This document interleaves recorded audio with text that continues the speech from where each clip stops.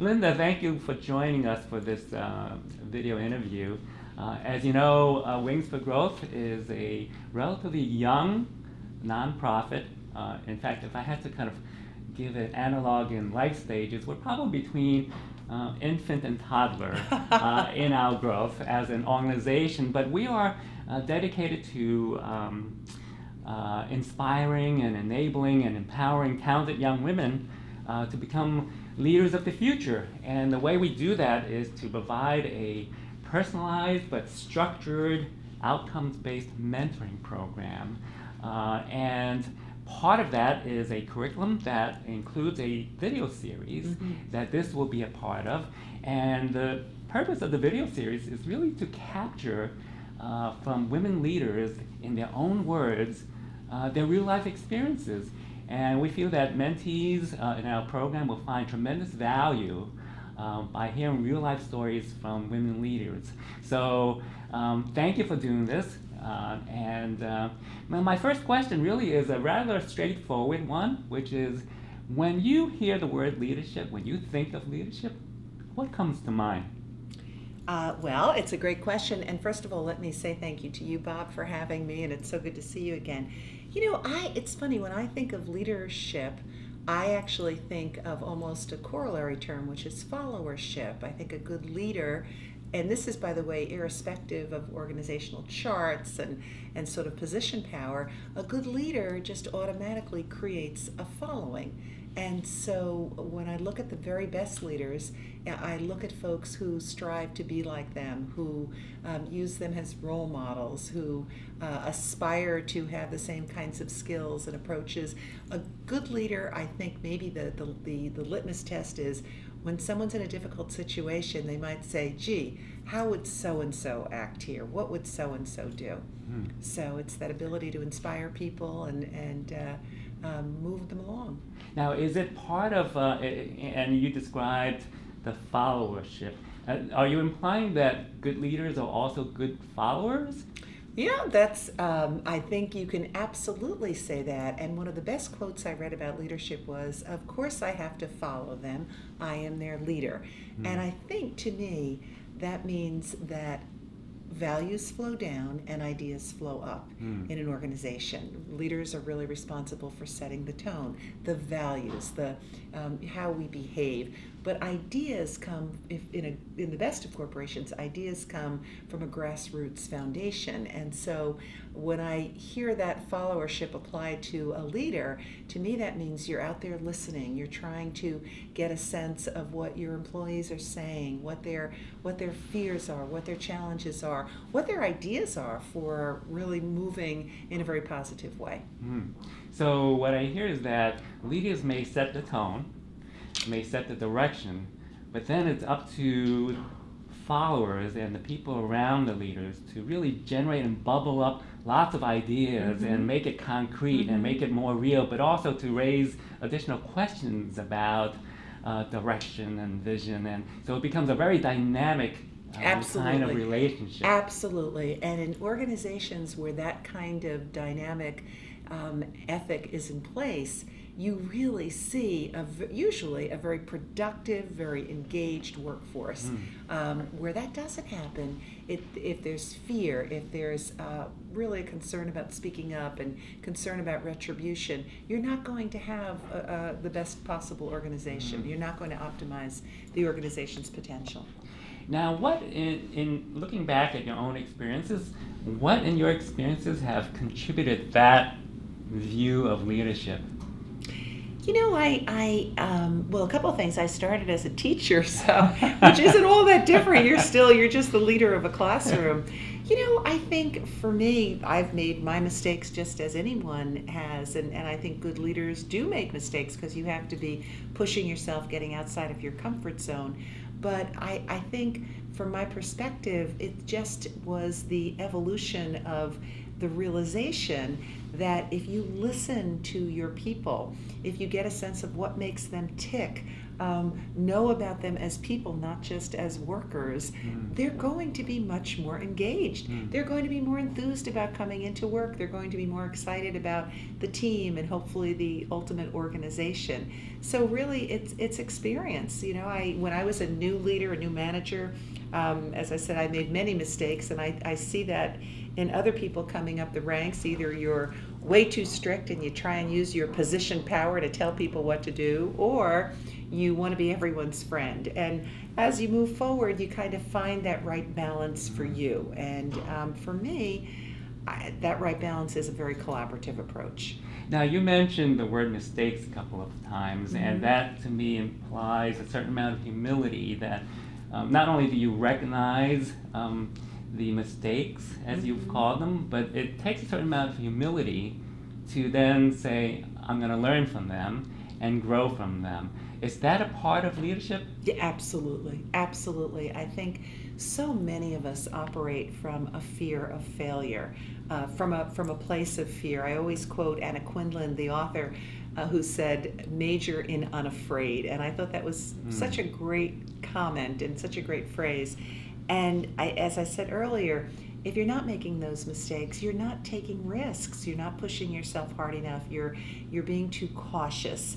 And you made a great point, Bob. It's not just making the mistakes. The other half of the equation, of course, is learning from them and trying not to make the same mistakes again. But the best of leaders, if you look at these folks, I read Jack Welch's book, and from GE, of course, and he said the biggest mistake he made as a leader and as the CEO of GE was he simply didn't address personnel issues soon enough. If someone wasn't performing, he kept hanging on thinking they'll change, and he said really they were not doing any favors for that employee or for the corporation, and so that's what he would have changed, and he learned that over the years. So the very best of iconic leaders will tell you they've made plenty of mistakes, and if they don't say that, then they're lying. Right. Now, you also mentioned listening, and that's probably a tremendously underrated skill. But I also wonder, but someone in your position, how are you able to listen to so many employees, so many people around you, and take it in and synthesize and be able to really be authentic about having heard those many voices? Well, I'm glad you raised listening as a discrete topic, because I think it's incredibly important. If you think about it, from a communication standpoint, listening is probably the most important element in communication, yet our kids go to school, there are no courses on listening. You go through your college classes, there are no courses on listening. But to be successful, you have to have those skills. And so from my perspective, you use the word synthesis.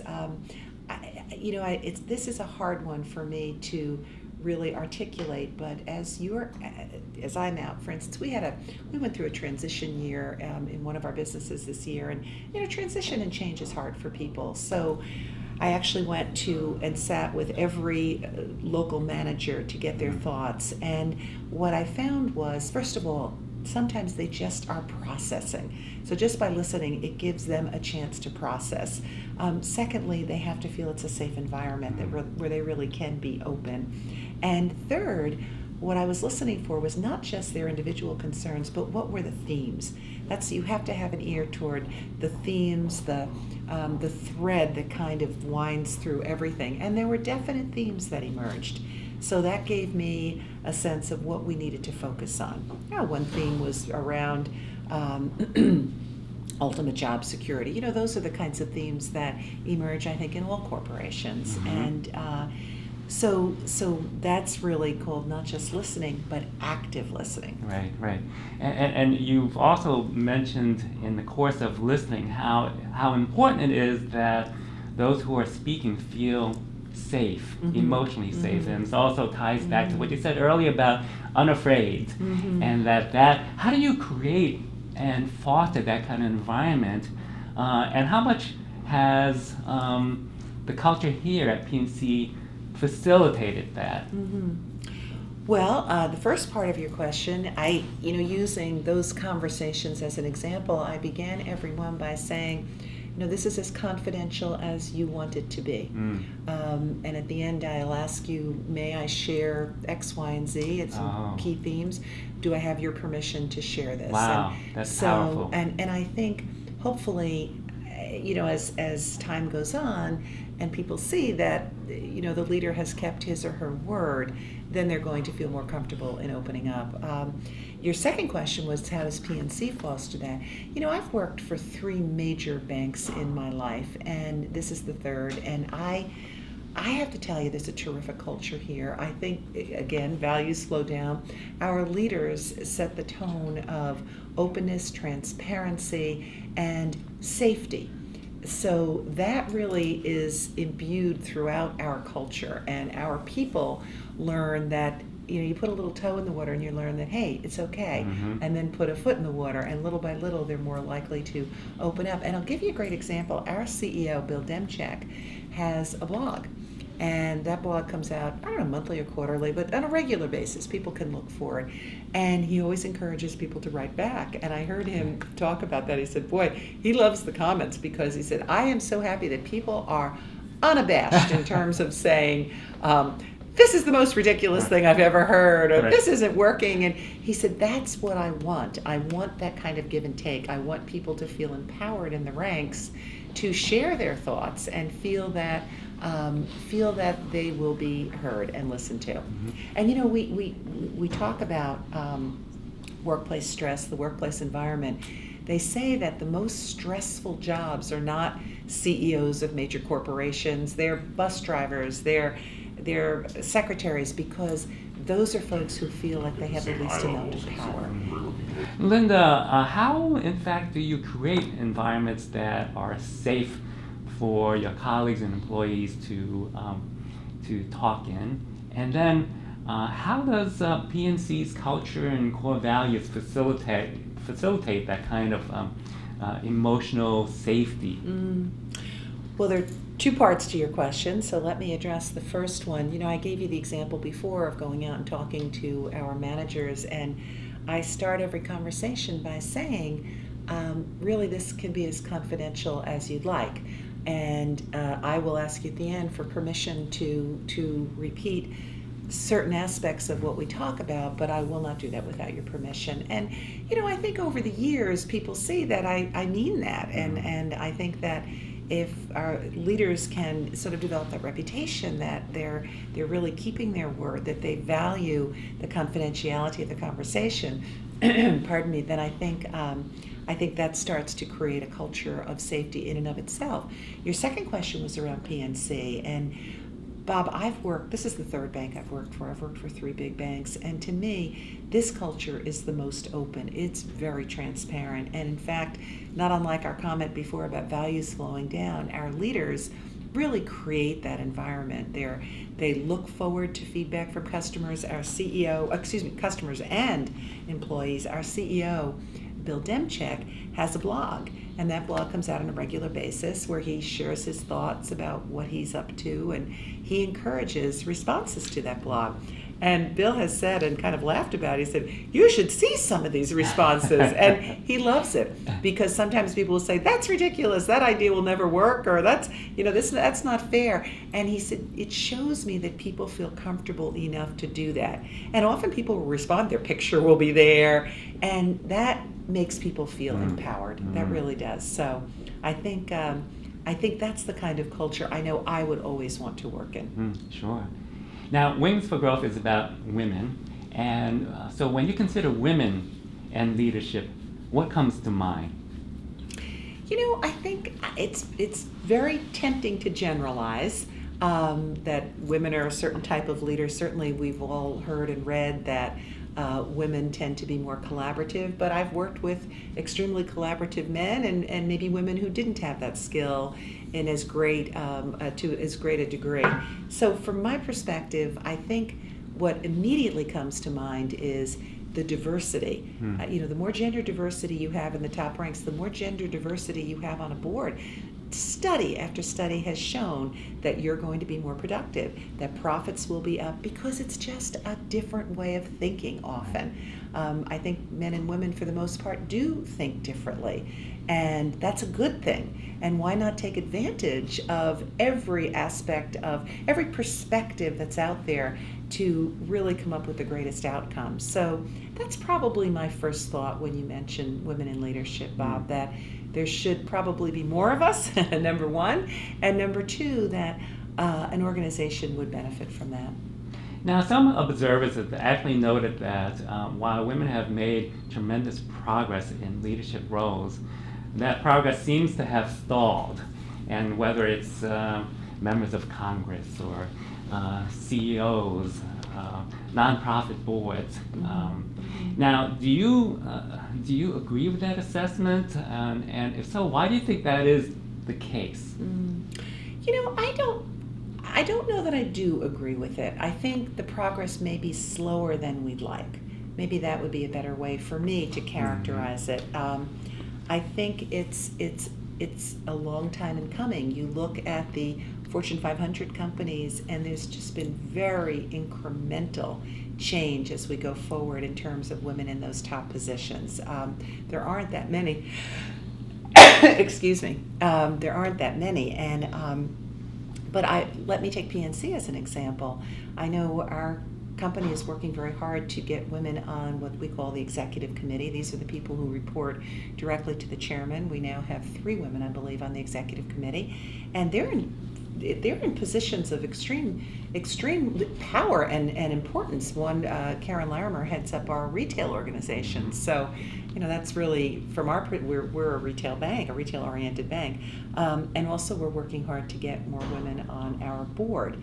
So I just think it's slow. I think it's very conscious. And one of the things I have to say is it's not just going to happen by women sort of carrying that flag. Men have to jump in because often they're that one level up making the decisions. And I think it's educating the guys that the corporation will be greatly enhanced by having this kind of diversity. And if your observation is that progress has slowed a bit, why do you think that is the case? And you mentioned getting the men on board.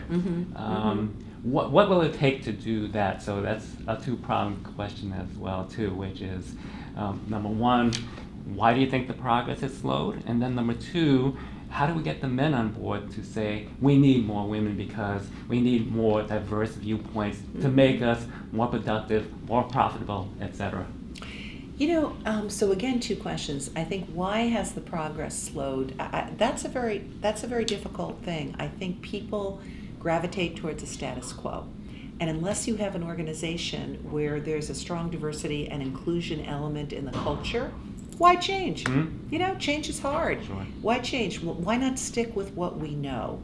And that's a very dangerous path. It's the old thing, you want to keep getting the same results, keep doing the same thing, right, as opposed to really trying to break through. So I am encouraged, however, that there are so many organizations that really do have strong diversity and inclusion councils and models and are working hard to ensure that we are kind of seeing the diversity, the gender diversity we were talking about earlier.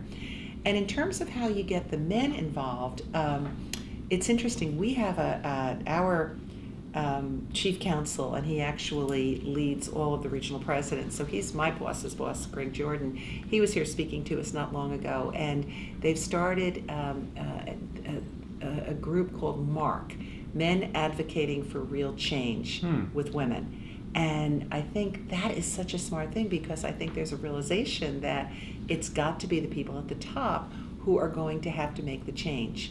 It's got to be the folks who are truly leading that organization from an executive perspective to make those decisions. It's not going to happen otherwise. Right. It goes back to what you said a little earlier about leaders setting the tone and setting the direction. And if men are in those roles and they're not setting the tone, setting the direction to encourage more women, then it may not, it'll slow down. It may not happen on its own. And you're absolutely right, Bob. And I would say, too, it's not just making the decision. How do you get women into the pipeline? And so I would ask any senior, really senior leaders in a corporation, do you have a pipeline of very talented women from your organization or even externally you can draw upon? And that, from my standpoint, only happens if you're out there mentoring the women, if you're out there not just mentoring but sponsoring.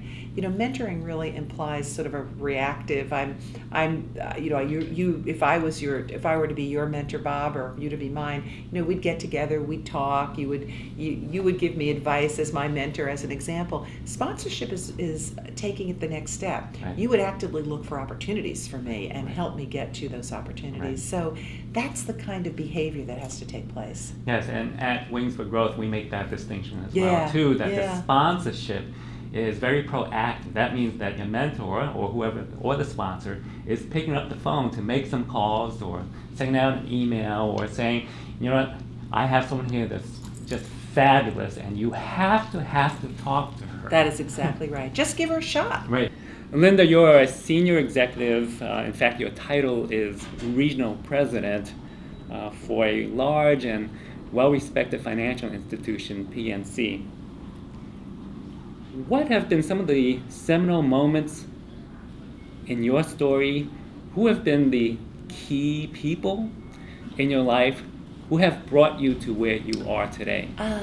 I think there were a couple of things, and I do go around and sort of give talks on this, and I could probably expand this talk into about 3 more hours, but let me try and condense it.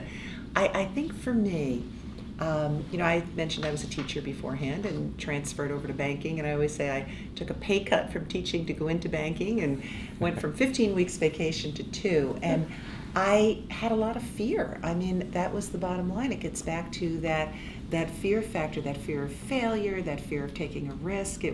I really didn't have the knowledge base at that point, so I often felt like an imposter. I think a lot of women feel that way. I've talked to a lot of women who have that feeling that it's just a matter of time before they discover that I really don't know what I'm doing and I shouldn't even be in this job. And that took a long time to get past. And so what I did was I worked as hard as I could. That was the way I addressed that fear. And that was good and bad, Bob, because the good news is it did help me to move forward. Now, the bad news is I hadn't learned that work-life balance yet, and how you really have to give yourself grace. That took a long time. So, as things went forward, I ended up with a time for what was a health crisis at the time, and I said, you know what, I'm not going to do this anymore. I'm not going to put myself second. I'm never again going to allow myself to be fearful. And that was probably midpoint in my career. And so for me, maybe to the outside observer, they didn't know that there was any change in me whatsoever, but internally, I just refused to listen to those negative voices. And I said, I'm going to, I know what I'm good at, I know what I'm not good at. I'm going to try my best to capitalize on the strengths that I know I have and hopefully improve the gaps and deficiencies. But it was a psychological turning point. And so I would say that was the biggest thing from my perspective.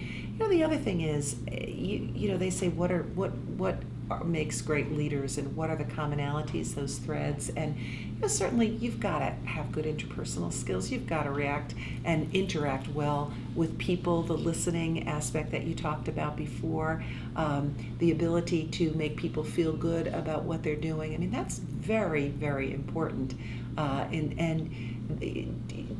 the other thing I would say for women out there who might be watching this video, I always first say learn to play golf, which I never really did, but putting that aside. I haven't yet. Yeah, putting that aside. Well, I do play golf, but no one would want to play with me, believe me. But putting that aside, what I would also say is use every opportunity you can to practice your public speaking. Because if you look in any organization, the people who really make it into those top ranks, they're very strong public speakers.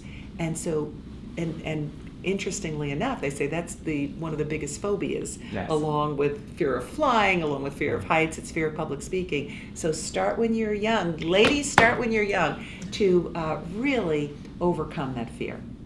Now, What are the strategies that young women can adopt to overcome that fear? Because for most young people on the job, there may not be that many opportunities for public speaking. It's true. And so I would say several things. You could join a Toastmasters club and do it that way. You can create an informal group where you have a subject matter and you take turns speaking extemporaneously for 2 minutes in front of a group. You can there's nothing to stop you from doing that. You can look for non-job specific opportunities in your corporation. We, as you know, Bob, have a very strong employee business resource group around all our diversity affinity groups. Yes. And there are no levels. In other words, you could be the regional president, or you could be the teller. It doesn't matter who is leading that group. It's people who really have the passion, and that gives you an opportunity to stand up and talk. There are so many more opportunities than people might think. It also gives you a chance to build your leadership skills in a non-traditional way. Sure. Now, you said earlier also that you went through a phase where you were an imposter, you had some fears, to a place where you had minimized those fears and were able to capitalize on your strengths and recognize your weaknesses. Mm-hmm. And you also said that was more or less mid-career. Mm-hmm. For someone who is earlier in their career, how do they get to that place where they are less afraid? It's a great question, and we talk about this with young women all the time. I think, first of all, and this sounds counterintuitive, but these young women have to make certain to nurture themselves. Whatever it is that gives them joy in life, I don't care if it's cooking, if it's gardening, if it's knitting, if it's mountain biking, it doesn't matter. Whatever gives them joy, do that. That's number one. Because that will nourish their soul, that will quiet those voices in their head. So often they work so hard, they don't do that, especially if there's a family involved as well. Right. And those joys may or may not be related to their professional life. Right, probably isn't, Right. as a matter of fact. So that would be the first thing. The second thing I would say is find a mentor or slash sponsor, because that person, if he or she is a good mentor, that person will give not only positive reinforcement, but constructive feedback as well. They say, Bob, you might get a million compliments in your career, but you're going to remember the people who took the time to be very constructive with you, to say, I just had this the other day with someone, and I said, I need to give you this feedback, and he took it very well, be able to take feedback well. But find someone who can do that, because when you start getting into that place of fear, you're not seeing yourself realistically. So find someone who's a ballast for you, who can tell you either yes, you're correct in that assumption, or no, you're not seeing things the way other people are seeing it. So that would be the second thing I would say. The third thing is knowledge is power. If you're serious about your career and you want to build your confidence comes in large part from feeling like you're knowledgeable. You prepare for a call, you figure out what questions you're going to ask to ensure that you can move that prospect, in this case, towards closure. Whatever the job is, you have the opportunity to prepare for it. Do that. Don't cut corners with that. Do that, because you'll walk in feeling a lot more confident around that. Now, is there among the three that you just enumerated, the finding your joys and spend time with your joys. And caring for yourself. Caring for yourself, Yeah. which is really kind of a self-nurturing, a self-care strategy. And the third one, where you said acquire the knowledge, be prepared.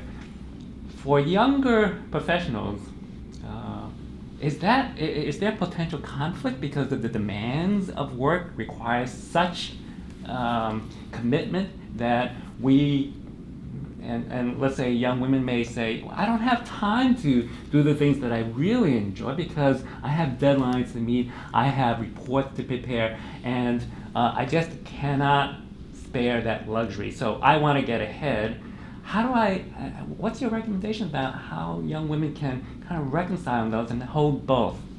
Well, I wouldn't take I would not take no for an answer there. I think that there's always a way. If you like to exercise, and so many millennials live in the city now, walk to work. I mean, there's always something. There's always some way. And really, it's just a matter of deciding and carving out the time.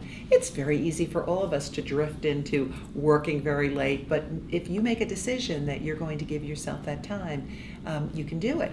So I remember, because I was there, I had that same excuse, but as I look back, it was really a decision I made. By not deciding, I decided. And there's another aspect of that, Bob, too, that I think that self-care, it's giving yourself grace. We talked before about making mistakes, pushing yourself out of your comfort zone. When that happens, you've got to take the time to say, you know what, I did my best here. I did my best here. A lot of women say, what about crying in meetings? What about, and I said, listen, women are wired this way. If you tear up in a meeting, just move on. Right. Just move on. It's not the end of the world. I think that that's another area where you just give yourself grace and you move on. I think that's a powerful message. How have you managed work-life balance? And ready.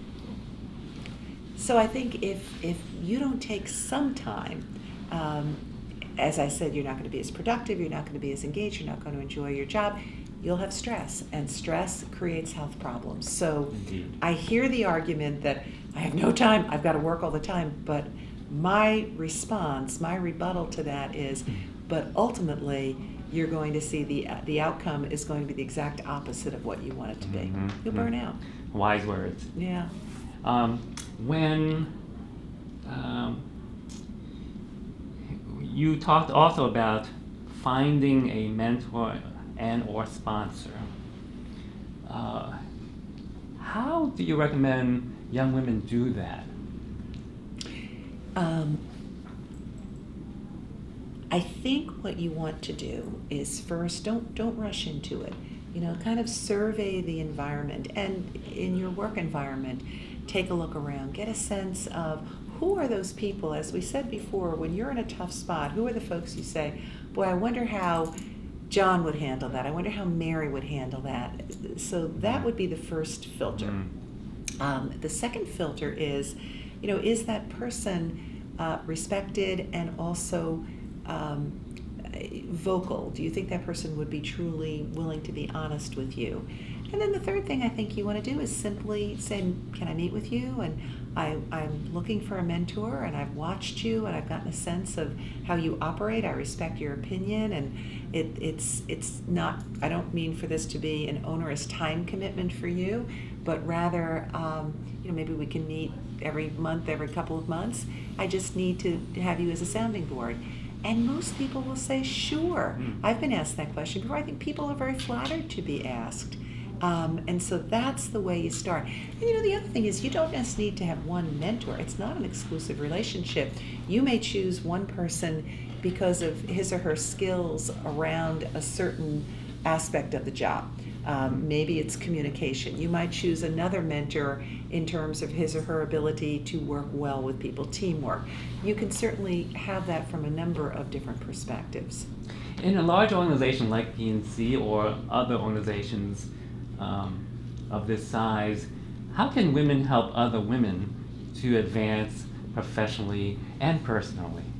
Yeah, I think what we have is a Women's Connect group. And so every region has one. Ours here is headed up by Jessica Viota, and she does a great job with it. It's very active, and we invite women. And by the way, we always have a few men, and we're thrilled with that because, again, that gets back to that inclusion aspect. But we get together, and we might have a brown bag lunch where we have a financial advisor come in and help these women with their financial decisions, because young people aren't necessarily knowing what to invest in. Sure. And so forth. We had someone in who was an exercise consultant. Wow. To show you how you can breathe and stretch in the workplace right in your desk to make the day more productive for you and have more energy. So those are just a couple of examples. We have had career counselors come in. So I think it's trying to find out, do things that interest women that will have them attend, as an example, and then expose them to different things that will allow them to look towards advancement. And what it also does is it creates a networking organization. And we talked about mentors before, Bob. The reason I'm so happy when men come to the Women's Connect group, or we have many employee business resource groups, and in fact our LGBT group has an A at the end of it for allies, and so people come as well. Yeah, it's because that creates the diversity of thought we alluded to before. And when women are choosing a mentor, you might consider choosing a man, choosing someone who's completely a person of color, someone who's completely different than you, because you'll get that different perspective. And in your role and in your past 5 to 10 years, what kinds of trends have you noticed among young women in the way they respond to leadership? Here are the trends, and I've actually started mentoring a couple of young women. If you look at, I read somewhere that the 3 most important factors around moving ahead, truly ahead in an organization, one we talked about before is that emotional EQ, that emotional factor, number 1. Number 2 is public speaking. Number 3 is your ability to speak and your vocabulary. And so I see young people, men and women, kind of starting, and these are smart people. These are smart kids. I call them kids, of course, at my stage. They're just so impressive. But they don't always necessarily have a command of the language in the right way. So that's one trend. Get rid of the word like. Get rid of that word completely. Find a way to ensure that when you're speaking, you come across as articulate and professional, because that helps you develop a presence, an executive presence. So that's one trend I see. Obviously, there's the other millennial trend of we're completely technology driven now. So the days of sitting at your desk from 8 to 5 or whatever it is, those are gone. You can work from anywhere. And I think for people who didn't come up through the ranks during that time, it's probably a little bit harder. But I think we just have to be very aware of that. What was the company? I forget. What was the company that just said we're doing away? Oh, it's a company right here. Is it Witham? In New Jersey, we're doing away with vacation time. We'll just whatever you need to take, you take. Right. Which I thought was fascinating. I thought that was a fascinating sociological thing. The other trend is young people are getting married later. They're not buying houses. They want to rent. They want to live in urban type areas for the walkability and the restaurants and everything right there. And so how are we positioning ourselves to ensure that we can be there for them and attract these folks? So those are just a couple of trends. I had a situation the other day where one of our young associates said, I just bought an electric car. And can we find out if there's a way to get the electricity to plug in the parking lot? And that was the first time I was asked that. But we engaged our facilities group and in a conversation, they're looking into it. I mean, that's certainly another trend. Very nice, very nice. Yeah. Well, in fact, I've also read that young people are putting off buying a car, especially if they live in a city. But even if not, if they have access to shared riding services, why get a car? Yeah, exactly right. That's exactly right. And when you started talking about this, so. But when you need to crystallize your top 3 recommendations for women who really want to be sitting at the decision-making table, who really want to be able to challenge a status quo, if you had to distill it to 3 recommendations, and you mentioned quite a few already, which would be your top 3? So number 1, I'd say be very aware of your confidence factor. So that goes back to giving yourself grace, caring for yourself, ensuring that that's the first base that you're touching, because and the knowledge. So that's number 1. Number 2, ensure that you are truly the type of person that other people want to work with, and that encompasses so many aspects of our discussion. Learn how to be a good active listener. Learn how to keep confidences. The worst thing is you hear someone running down or talking about someone else and you walk away thinking, wow, I wonder what they're saying about me, that sort of thing. So learn how to be a terrific teammate and a terrific leader and follower. And number 3, I'd say, and that we've already talked about the knowledge from a confidence perspective, but I'm going to reinforce it. Learn everything you can. Just be a sponge. But my real 3 is look for public speaking opportunities. Mm-hmm. Wings for Growth is about mentoring. It's about leadership development for young women. What do you believe Wings should focus its efforts on?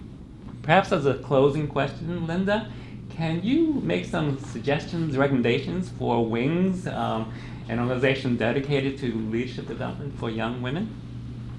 Sure, and I'll just reinforce some of the themes that we talked about. I know I keep pounding on this, but give those young women opportunities for public speaking, to build their confidence from a public speaking perspective. I think that's very, very important, number 1.